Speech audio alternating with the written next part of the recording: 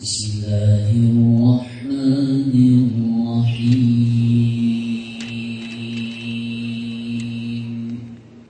يا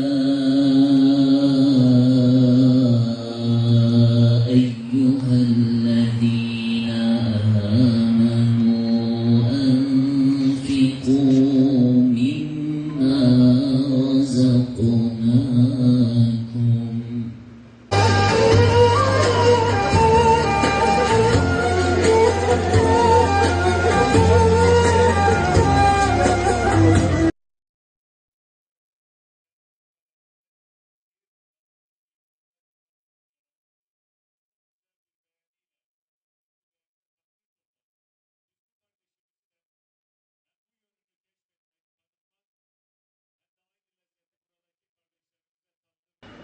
Kimse bu toplumu küçük görmeye kalkmasın.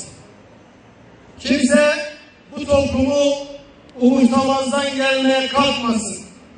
Kimse toplumun bu görevlere ihtiyacı yoktur demesin. Çünkü bizlerin yaptığı bu mukaddes görev toplumda her kesimde karşılığını ciddi manada bulmaktadır. Taşra teşkilatları Diyanet İşleri Başkanlığı'na yeteri kadar ayak uyduramamaktadır. Bizim şu anda bence çözmemiz gereken en büyük mesele de budur.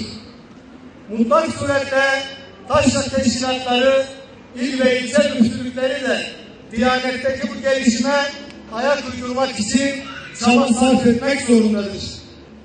Din görevlisi dik durmalıdır. Din görevlisi hiçbir şeyden korkmamalıdır.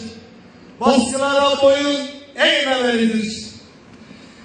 Kaderden emin olan kederden emin olur. Bu noktada sizler yaptığınız bu ulvi hizmetle, bu yüce görevle zaten toplumun en üstünde yer alan insanlarsınız.